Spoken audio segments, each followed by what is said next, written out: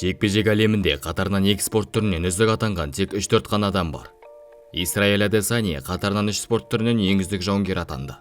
Біраз рет әлемдік бокс сериясында чемпион атанды. Glory атты ең үздік кикбокс промоушенінде чемпиондыққа қол жеткізіп, дәл қазір абсолютті промоушенде орта салмақтың ең үздік чемпион атанып отыр. Адесания қазіргі уақытта UFC-ның басты жұлдыздарының бірі. Шыққан әр UFC ойынында басты бетте тұрып, миллиондаған жанкүйерлерді өзінің жекпе-жектеріне тартады. Ассалаумағалейкум жекпе-жек сүйер қауым. Сіздермен бірге Азамат арнасы, және де бүгін біз Исраэль Адесанияның толықтай өмір баяны, басынан өткен қиыншылықтар жайлы сөз қозғайтын боламыз. Ал осы видео басталмас бұрын міндетті түрде видеоға лайк басып, арнаға тіркеліп кетуді ұмытпаңыздар. Сонымен қатар келесі видеода қай жауынгер жайлы немесе де қандай тақырыпта видео шығарайық, комментарийге жазып кетіңіздер. Және де UFC турнирлерін қайдан қараймыз деген сұраққа жауап ретінде біздің Азамат MMA телеграм арнамызға тіркелуді ұмытпаңыздар. Ал біз бастаймыз.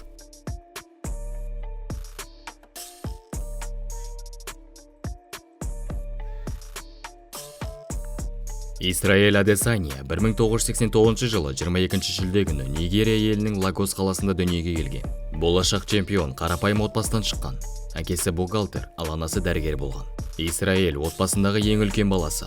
Сондықтан жастайынан жекпе-жекке қызығушылық танытып, спортпен айналыса бастады. Ең алдымен Исраэль таэквондомен айналысқан. Бұл спортқа деген махаббаты соншалық, тіпті үйінде де жаттығулар жасайтын. Солардың бірінде сальто жасаймын деп қолын сындырып алған. Содан анасының қалауымен спортты қойған болатын. Біраз уақыт өткен соң бүкіл отбасы Жаңа Зеландия еліне көшіп кетті. Жаңа елде Исраэль айналасындағы балалармен тіл табыса алмай, әр уақытта төбелесіп жүретін. Солай Исраэль 12 жасынан бастап муай-тай және де бразилдік джиу-джитсумен айналыса бастады. Сонымен қатар биге деген махаббат ашылып, спортпен бірге ұстап жүрді. Басқаларға қарағанда Адесания жекпе-жек әлеміне тым кеш келді. Себебі кикбоксингпен тек 18 жасында ғана толығымен айналыса бастады.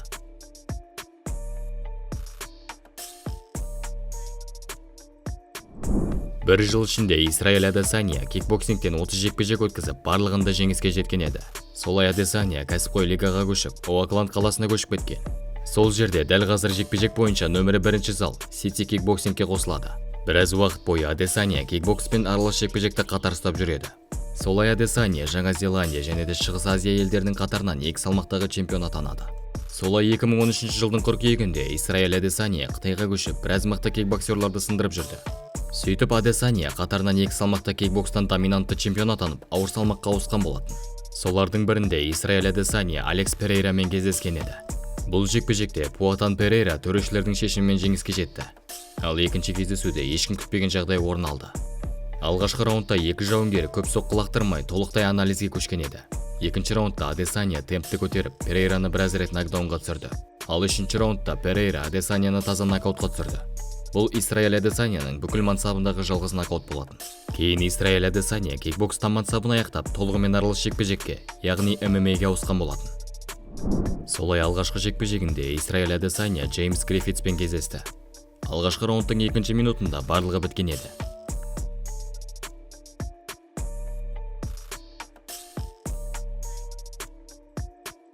Кейін Адесания Джон Уэйдпен кездесті. Қарсыласты күресуді жөн көріп, Адесанияға қарсы толықтай күресе бастады.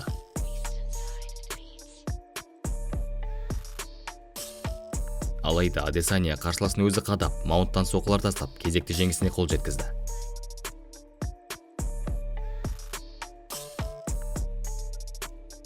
Осыдан соң Адесания қатарынан 9 жеңіске жетіп, абсолютті промоушенмен келісімшартқа отырған еді.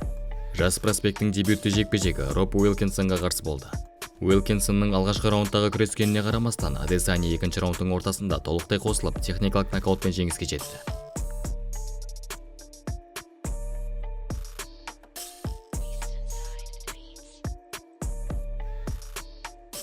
Мен жекпе-жекте не боларын білмеймін. Мен тек бапкердің айтқан жасау керегін білемін. Себебі оның айтқандарының барлығы дұрыс. Ол менің нокаутты іздеп жүргенімді қаламайды. Мен мықты панчер емеспін. Мен ауыр емес, тез және де дәл соққы тастаймын. Изидің келесі қарсыласы итальяндық Марвин Веттори болатын. UFC сапында өнер көрсетіп келе жатырған 1,5 жыл ішінде Веттори 4 жекпе-жектің екеуінде ғана жеңіске жеткен еді. Жекпе-жек 14 ақпан күні UFC Fox турнирінде орын алды. Барлығы Адесанияны бірден Джон Джонстың жас түрі деп атап бастады. Алайда бұған Исраэль былай жауап берді. Мені ешқашан біреумен салыстырып ұқсатпаңдар. Бұл мені боқтағанмен бірдей. Себебі менің өзімнің жеткен жетістіктерім бар. Әрине, ең үздік жауынгермен салыстырғандарын қуантады. Алайда біреудің екіншісі болғым келмейді. Мен әрдайым біріншімін. Мен Исраэль Адесанямын. Жекпе-жекке қайта оралсақ, бұл Адесанияның төрешілердің шешіміне дейін жеткен алғашқы жекпе-жегі болғанына қарамастан, Веттори Изиге қарсы тымда жасай алмады. Адесания әр кезде үздік болып, UFC-дегі екінші жеңісіне қол жеткізді.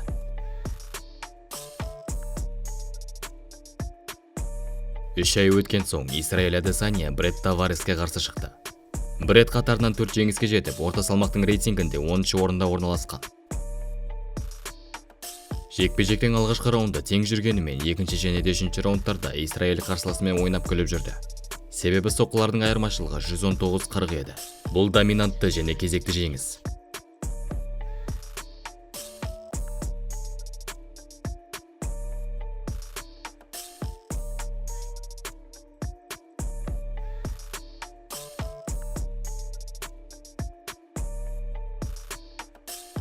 Келесі жекпе-жегінде Исраэль Адесания Дерек Брансонмен кездесті. Алайда Адесания командасымен бірге Андерсон Сильваға қарсы жекпе-жек өткізгісі келген болатын. Бірақ UFC матчмейкерлері Адесанияны орта салмақтың 6-шы тармағында орналасқан Дерек Брансонмен жұдырықтастырды. Дерек Адесанияға берілген хайпты өзіне алғысы келіп, біраз рет ауыр сөздер айтқан еді.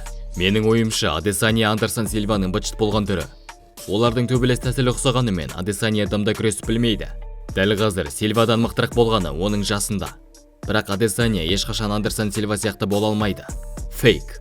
Жекпе-жекте Дерек Брансонның жасаған әр тейкдаундары аспанға атылған оқтай кетті. Себебі Адесания әр кезде оған төтеп беріп, ауыр соққыларды жаңбырдай жаудырып отырды. Бірінші раундтың соңында Адесания қарсыласын техникалық нокаутпен жеңді.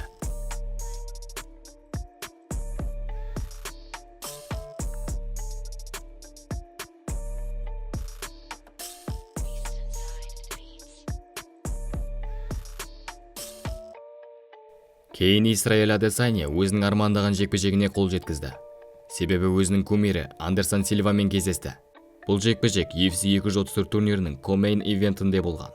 Ал турнирді Роберт Уиттакер мен Келвин Гастелум басқару керек еді. Алайда турнирдің басталуына бірнеше сағат қалғанда Уиттакер жарақаттанып, жекпе-жектен бас тартқан еді. Солай Адесания Сильвамен бірге турнирді басқарған болатын. Екі жауынгер 3 раунд бойы жоғары техникалық жекпе-жек өткізіп, біраз рет ауыр соққылармен ауысқан еді.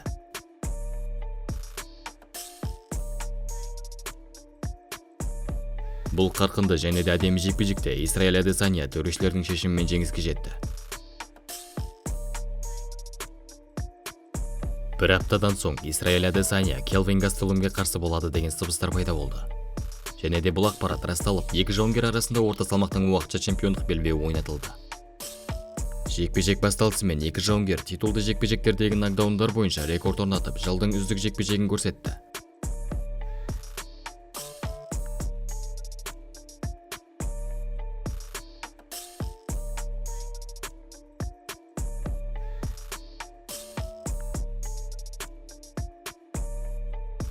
Дәл солай Адесания доминантты өнер көрсетіп, UFC сапында 14 ай өткізіп, чемпиондық белбеуге қол жеткізді.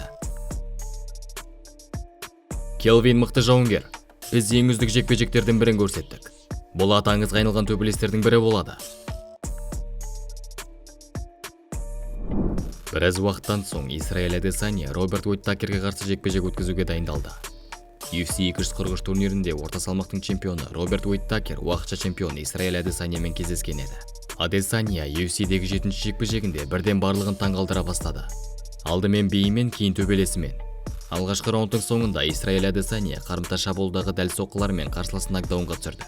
Екінші раундтың ортасында осы комбинацияны қайталап, Уиттакерді нокаутқа түсірді.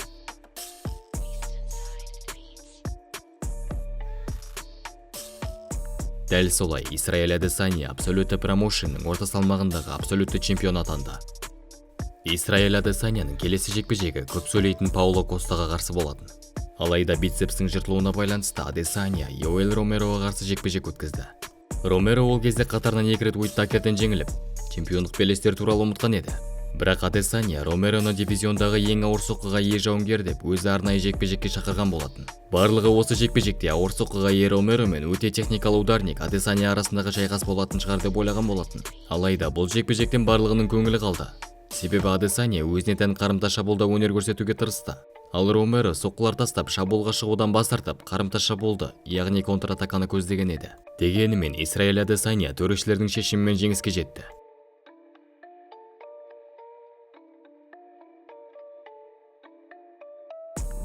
Адесанияның келесі қарсыласы Пауло Коста болатын. Екі жауынгер трэш-токқа беріліп, бірін-бірі қарқынды жамындай бастады. Мына билейтін клоун менімен болатын жекпе-жекте қашып жүреді. Ромеромен өткізген жекпе-жекті еске алсақ, Адесания ең тез жүгіретін сұмырай. Мен оны қуып жүріп ұрамын. Мен Адесанияны таза нокаутқа жіберіп, жеңіске жетемін. Бұның қолынан дым келмейді, тек көп сөйлей береді. Солай жекпе-жекте Адесания өзінің тым жоғары деңгейде екенін көрсетті. 1,5 раунд ішінде Адесания Пауло Костаны нокаутқа түсіріп, кезекті жеңісіне қол жеткізді.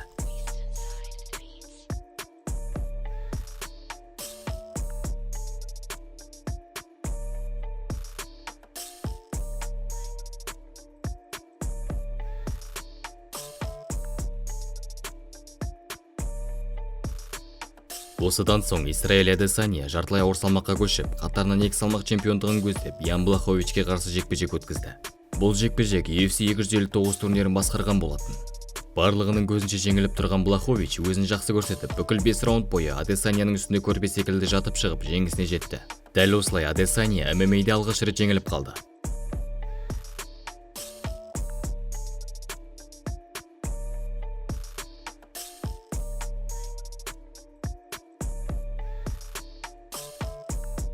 Кейін Адесания орта салмағына қайта оралып, қатарынан 3 рет жеңіске жетті. Осы кезде UFC сапына Исраэль Адесанияны қатарынан 2 рет жеңген басты қарсыласы Алекс Перейра қосылған болатын. Солай орта салмақта басқа үміткер қалмаған соң Исраэль Адесания Пуатан Перейраны өзі жекпе-жекке шақырған болатын. Кейін UFC матчмейкерлері бірден UFC 281 турнирін дайындай бастады. Ол ауыр қарсылас. Бұған қарсы жекпе-жекте абайлау керек. Мен бұл жекпе-жекте жанкүйерлердің айтқан тыңдап, баса көктеп жүгірмеймін. Мен 2 рет Адесанияны жеңдім. Бұл жолы мен кезекті 3 рет жеңіп кететініме сенімдімін. Және де бұған бонус ретінде UFC чемпиондық белбеуі менікі болады. Жекпе-жек басталысымен MMA емес, кикбокс бойынша жекпе-жек көргендей болдық. Бірінші раундтың соңында Адесания дәл соққылармен Перейраны нокдаунға жіберген еді. Алайда ары қарай уақыт жетпей қалды. Бірақ 5-ші раундта Перейра сол жақ хукпен дәл соққы жасап, Исраэль Адесанияны техникалық нокаутпен жеңіп кетті.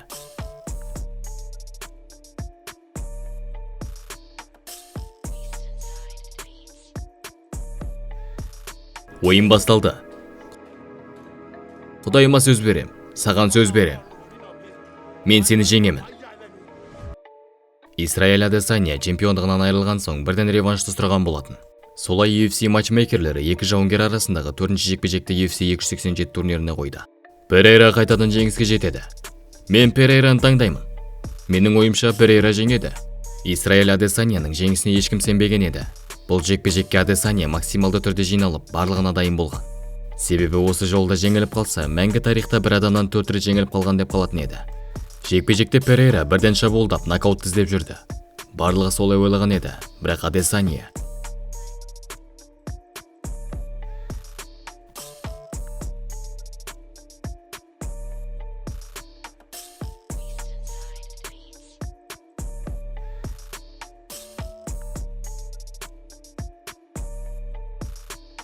Исраэль Адесания таза нокаутпен Алекс Перейраны жеңіп, қайтадан орта салмақтың чемпионы атанды. Ештеңеге қарамастан, ешкімді тыңдамай. Мен өзіме сендім. Мен оны әдейі осы тозаққа алып келдім. Ол бұны күтпеді. Мен бұны көп күттім. 2017 жылдан бастап осы нокаутты қаладым. Мен чемпионмын. Исраэль Адесания дәл қазір UFC чемпионы және де орта салмақтың тарихтағы ең үздік жауынгерлерінің бірі. Өзінің қас жауынан ауыр жеңілісіне қарамастан, қайта оралып, өзінің бұл қиыншылықты жеңе алатынына сеніп, мақсатына қол жеткізді. Осы жексенбі күні Исраэль Адесания Шон Стрикландқа қарсы жекпе-жек өткізіп, өзінің чемпиондық белбеуін 6-шы рет қорғайтын болады. Қалай ойлайсыздар, Адесания кезекті рет жеңіске жете ме? Әлде Стрикланд барлығын таңғалдырып, чемпиондық белбеуді тартып ала ма? Комментарийге жазып кетіңіздер. Ал осымен біздің видео соңына дейін жетті. Егер де сізге ұнаса, видеоға лайк басып, арнаға тіркелуді ұмытпаңыздар. Сонымен қатар келесі видеода қай жауынгер жайлы немесе де қандай тақырыпта видео шығарайық? Комментарийге жазып кетіңіздер. Сіздермен бірге болған Азамат арнасы. Сау саламатта көріскенше сау болыңыздар.